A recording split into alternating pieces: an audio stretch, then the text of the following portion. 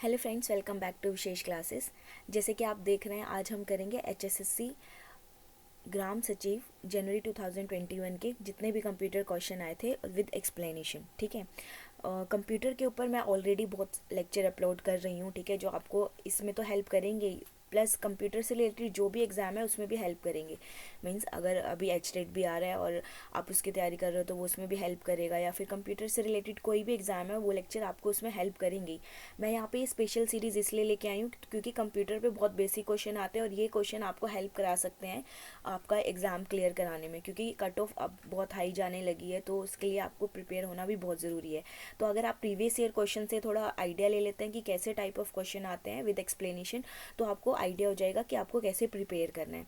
Otherwise आपको जो भी कंप्यूटर से रिलेटेड कुछ भी है डाउट, तो मुझे कमेंट बॉक्स में बता सकते हैं कि आपको ये पर्टिकुलर टॉपिक करना है। अदरवाइज़ जो मेन टॉपिक इसमें पूछे गए हैं बार बार मेमोरी पे और बिट पे, वो मैं ऑलरेडी अपलोड कर चुकी हूँ, तो आप वो भी जाके मेरे उस पर देख सकते हैं चैनल पे। लिंक आपको डिस्क्रिप्शन पे मिल जाएगा। और अगर अभी तक आपने मेरे चैनल को सब्सक्राइब नहीं किया है तो डू सब्सक्राइब।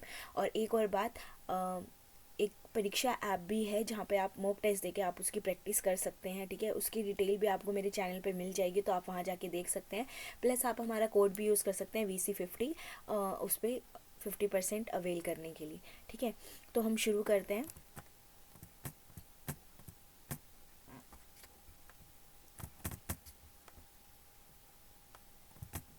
फर्स्ट पूछा गया है कि IPv6 की लंबाई क्या है, the length of IPv6 is. So जो लेंथ है, ये डायरेक्ट क्वेश्चन है। IPv6 की लेंथ है 128 बिट्स। ठीक है, the option is C. IPv6 uses 128 bit addresses allowing 3.4 into 1038 unique IP addresses। ठीक है, नेक्स्ट आता है the portion of a disk that contains the master boot record. जो एक ऐसा डिस्क का पोर्शन जिसमें क्या होता है, सबसे पहले मास्टर बूट रिकॉर्ड होता है, तो वो कौन है? File allocation, file system, cash या बूट सेक्टर। तो वैसे तो नाम से भी पता लग रहा है कि वो बूट सेक्टर है, पर और ये बहुत बेसिक है, मतलब डायरेक्ट क्वेश्चन पूछे गए हैं आपसे, तो ये डायरेक्ट है कि जो पोर्शन है डिस्क का, वो जो मास्टर बूट रिकॉर्ड कंटेन करता है वो कौन सा है? Boot sector. ठीक है। Dash is a mini calendar from which data entry clerks can enter a date. Obviously बहुत सिंपल है, आपको डेट के नाम से ही पता लग गया होगा। देखो, टेक्स्ट बॉक्स होता है टेक्स्ट एंटर करने के लिए, फॉर्म होता है फॉर्म की डिटेल भरने के लिए, और डेट पिकर आपको यहाँ पे दिख ही रहा है। तो अगर हमें डेट एंटर करनी है तो हमें क्या लेना पड़ेगा? Date picker. ठीक है, तो answer is B.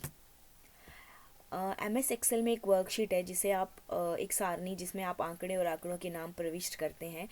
Worksheet also known as a table in which you enter your data and data label. Obviously आपने देखा होगा, गूगल की भी बहुत सारी शीट्स हम इनको बोलते हैं। तो बहुत इजी था, वर्कशीट मतलब स्प्रेडशीट। ठीक है, तो D is the right option. Next आता है निम्नलिखित इकाइयों में से कौन सी आंकड़ों की सबसे बड़ी मात्रा दर्शाती है? Kilobyte, megabyte, gigabyte, terabyte. देखो, इसके लिए आपको टेबल आनी बहुत ज़रूरी है, जो कि बहुत ही इजी है, जो मैंने ऑलरेडी लेक्चर अपलोड किया है, तो लिंक आपको उसका डिस्क्रिप्शन पे मिल जाएगा। मैं फिर भी आपको नेक्स्ट में वो टेबल दिखाऊंगी कि क्या है, पर उसका फुल एक्सप्लेनेशन आपको उस वीडियो में मिल जाएगा। तो इसमें पूछा गया कि which of the following unit represent largest amount of data? Kilobyte, megabyte, gigabyte and terabyte. तो आंसर क्या है? देखो यहाँ पे bit, nibble, byte, kilobyte, megabyte, gigabyte, terabyte, petabyte और एक्साबाइट। तो यहाँ पे जो सबसे ज़्यादा दिख रहा है हमें वो क्या है? टेराबाइट। ठीक है, मेगाबाइट जो MBs, gigabyte is GBs and terabyte is TB, that is 2:40 approx trillion bytes. ठीक है, कई बार ये भी पूछ लेते हैं कि मिलियन, बिलियन और ट्रिलियन में कौन सा होता है। तो आप M से याद रखें मिलियन, गीगा से याद रखें बिलियन और टेरा से T से याद रखें ट्रिलियन। ठीक है, ये ट्रिक है। Next, a device that hold a disk is called. जो डिवाइस डिस्क होल्ड करता है उसको हम क्या बोलते हैं? Disk set, disk bag, disk select and disk drive. तो जो डिस्क को धारण करने वाले उपकरण को हम क्या बोलते हैं? Disk drive. डायरेक्ट क्वेश्चन है फिर से। In MS Word that is a shortcut key to make the selected letters bold और अनबोल्ड। देखो, जब भी ऑलमोस्ट जितने भी शॉर्टकट होते हैं वो कंट्रोल से शुरू होता है, Ctrl+C, Ctrl+V, Ctrl+Z and all वे। तो यहाँ पे बोल्ड पूछा है तो बी इज़ फुल बोल्ड, तो यहाँ पे Ctrl+B is the right answer. ठीक है, MS Word में चयनित अक्षरों को बोल्ड या अनबोल्ड करने के लिए लघु कुंजी है Ctrl+B। Same MS word shortcuts पे भी मैंने MS पावर पॉइंट शॉर्टकट्स पे भी ऑलरेडी मैंने वीडियो बनाई हुई है, तो अगर आपने वो वीडियो भी नहीं देखे हैं तो उनका लिंक भी आपको डिस्क्रिप्शन पे मिल जाएगा। सी कंप्यूटर से रिलेटेड ये बहुत बेसिक है, और मैं नहीं चाहती कि आपकी जो मार्क्स हैं वो सिर्फ इतनी बेसिक क्वेश्चन की वजह से कम हो, ठीक है। तो आप अगर प्रैक्टिस करना चाहते हैं तो वीडियो की लेंथ भी बहुत शॉर्ट है। अगर आपको बहुत जल्दी करना है अभी, क्योंकि 6, 7, 8 जनवरी को आई थिंक एग्ज़ाम है, तो आपको वहाँ पे ये जो वीडियोज़ हैं कंप्यूटर की वो बहुत हेल्प करेंगी। और साथ साथ हम हरियाणा GK की वीडियोज़ भी लेके आ रहे हैं, जो आपको पॉलिटिक्स की भी लेके आएंगे, जो आपको और भी एग्ज़ाम में हेल्प करेंगी, और इस एग्ज़ाम में तो करेंगी। तो stay tune with our channel. Next question पे चलते हैं। The time required to move a disk drive's read and write head to a specific location on a disk is round time, latency, seek time, turnaround time। Disk drive के read write head को disc पर निर्दिष्ट स्थान पर ले जाने के लिए लगने वाला ये वांछित समय है, उसको हम बोलते हैं। इन ऑप्शंस के उस पर मत जाना, करेक्ट जो किया हुआ है ये गलत है, मैंने सिर्फ ये कॉपी पेस्ट किया हुआ है कहीं से। तो आपको यहाँ पे जो आंसर है वो है सीक टाइम।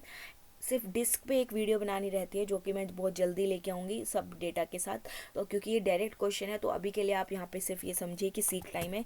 सीक टाइम ही होता है जो टाइम एक हार्ड डिस्क कंट्रोलर लेता है to locate a specific piece of stored data, ठीक है। नेक्स्ट आता है which of the following is hacking methods. निम्नलिखित में से कौन सी हैकिंग की विधियाँ हैं?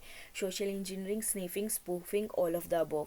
तो इसका आंसर है ऑल ऑफ द अबव। हम पढ़ते हैं क्या क्या है। जो सोशल इंजीनियरिंग है वो टर्म यूज होती है for a broad range of malicious activity. Malicious होती है जो सस्पिशियस एक्टिविटी होती है, मतलब जहाँ पे कोई और यूज़र आपके इसको सिस्टम को हैक कर रहा होता है। मतलब मैलिशियस एक्टिविटी क्या होती है कि जो आपके कंप्यूटर के लिए सही नहीं है। सो ये साइकोलॉजिकल मैनिपुलेशन है, जहाँ पे ट्रिक करते हैं यूज़र को, सिक्योरिटी मिस्टेक और गिव मतलब सेंसिटिव इंफॉर्मेशन देते हैं। और एक नेक्स्ट आता है स्निफिंग इफेक्ट। ये क्या होता है? ये नेटवर्क सिक्योरिटी के कंटेक्स्ट में है। ये मतलब एक चोरी और इंसेप्शन ऑफ डेटा है, वो आपका क्या करते हैं, आपकी नेटवर्क का ट्रैफिक कैप्चर कर लेते हैं यूजिंग अ स्नीफर। और स्पूफिंग भी एक एक्ट है, जहाँ पे क्या होता है कि एक act of disguising a communication from an unknown resource as being as known. मतलब मेरा कोई हैक कर रहा होगा, वो होगा ऐसे एक्ट करेगा कि वो मैं हूँ पर वो मैं नहीं हूँ, तो ये दैट इज़ द स्पूफिंग, ठीक है। So this is the all of the above option, that D option. Next आता है consider the binary string 1101 1110 this is equivalent to. देखो एक तो यहाँ पे सब 16 बेस के पूछे हुए हैं। ऑल्सो ये वाली वीडियो भी मैंने अपलोड की हुई है, तो वो भी आप जाके देख सकते हैं, उसका लिंक भी आपको डिस्क्रिप्शन पे मिल जाएगा, और यहाँ पे ऊपर आई कार्ड पे भी मिल जाएगा, ठीक है। तो यहाँ पे क्या कर रहा है कि वो देखो, हम क्या करते हैं जब भी हम 16 बेस में करते हैं तो हम 4 4 के पेयर बना लेते हैं फ्रॉम राइट टू लेफ्ट, ठीक है। तो हम जब 001 करेंगे तो हमें पहले क्या दिख गया 1, तो यहाँ पे जो ऑप्शन है बी इज़ करेक्ट। पर स्टिल अगर आपको लगता है कि आपको और करने की ज़रूरत है, तो आप क्या करो, वही आप पैटर्न बनाते चलो। अब यहाँ पे हम देखेंगे 1110 डैट इज़ बनता है ई, ठीक है, क्योंकि 9 10 के बाद 10 इज़ ए, 11 12 13 और ये बनता है 14, ठीक है। तो इसका एक्सप्लेनेशन आपको पूरा उस वीडियो में मिल जाएगा। इसका ऑप्शन जो करेक्ट है वो है बी, ठीक है। फॉर डिटेल आप वो वाली वीडियो ज़रूर देखें। Next, dash are the empty spaces along the left, right, top and bottom of a page. Obviously हम जो भी साइड में स्पेसेस होती हैं, स्पेस देते हैं हम किसी भी उसमें, तो वो क्या होता है, मार्जिन्स, ठीक है। नेक्स्ट आता है which of the following is an example of non volatile. और गैर वॉलेटाइल का कौन सा उदाहरण है? हमें पता है कि दो मेन मेमोरीज होती हैं, random access memory and read only memory. Random access memory volatile memory है, पर रीड ओनली मेमोरी क्या है, नॉन वॉलेटाइल। मतलब इसमें आप एक बार डेटा अगर कर सकते हैं, तो ऐसा नहीं है कि आपने स्विच ऑफ कर दिया कंप्यूटर तो आपका डेटा चला जाएगा, तो उसको हम बोलते हैं non volatile, that is read only memory. Same इस पर भी एक वीडियो ऑलरेडी अपलोडेड है, लिंक जिसका आपको डिस्क्रिप्शन पे मिल जाएगा। नेक्स्ट आता है the acromion DOS stands for.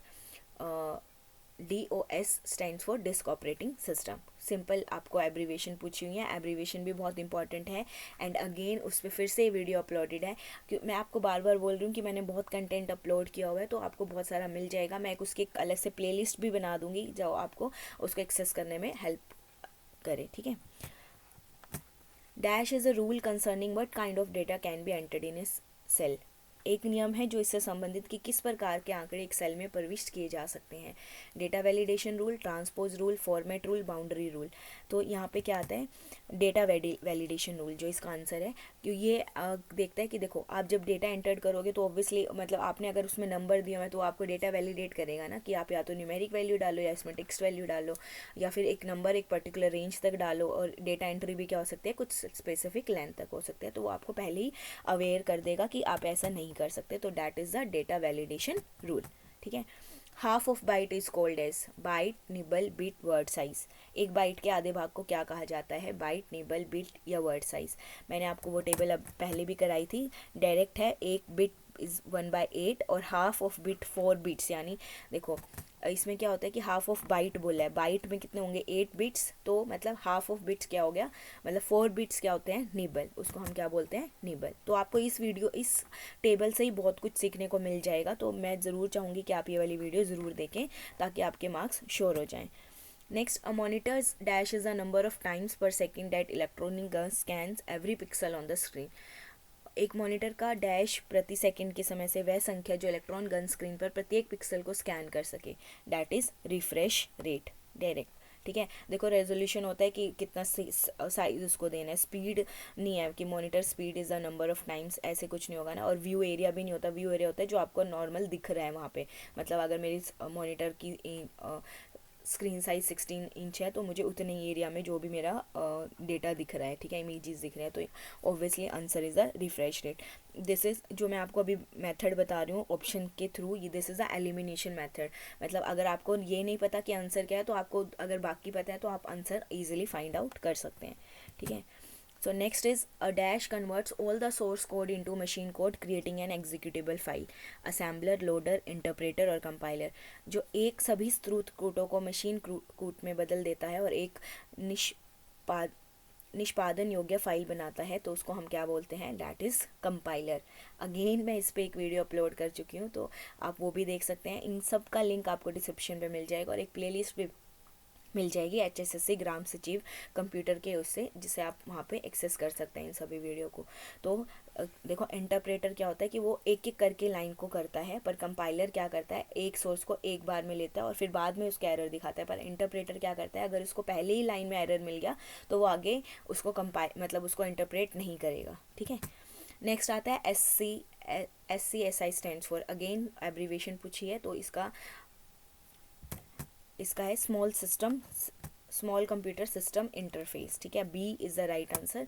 सो ये क्या होती है, एक स्टैंडर्ड इंटरफेस होती है जो क्या कनेक्ट करती है आपके पेरिफेरल डिवाइसेस को आपके पीसी से। मतलब जैसे अगर आपको प्रिंटर करना है या फिर पेन ड्राइव करना है, कुछ भी मतलब अदरवाइज कंप्यूटर से रिलेटेड जो भी आपको डेटा, मतलब CPU अगर कनेक्ट, जो भी आपको कनेक्ट करना है पेरिफेरल डिवाइसेस अलग आपके PC से, तो उसमें कौन हेल्प करता है आपको, SCSI हेल्प करता है इम्प्रूव परफॉर्मेंस बढ़ाने में, आपके फास्टर डेटा ट्रांसमिशन में, CD ड्राइवर्स में, स्कैनर में, DVD ड्राइव्स में और CD राइटर्स में। ठीक है। तो ये सब क्वेश्चन थे, ये ऑलमोस्ट 19 से 20 क्वेश्चन थे जो आपके प्रैक्टिस हो गए हैं। तो अगर आपको कोई भी डाउट है तो प्लीज़ मुझे डिस्क्रिप्शन बॉक्स में बता सकते हैं, या फिर हम कम्युनिटी पे भी मिल सकते हैं, कम्युनिटी पे भी आप पोस्ट कर सकते हैं कि अगर आपको कोई डाउट है। मैंने उधर ऑलरेडी एक पोस्ट किया हुआ है।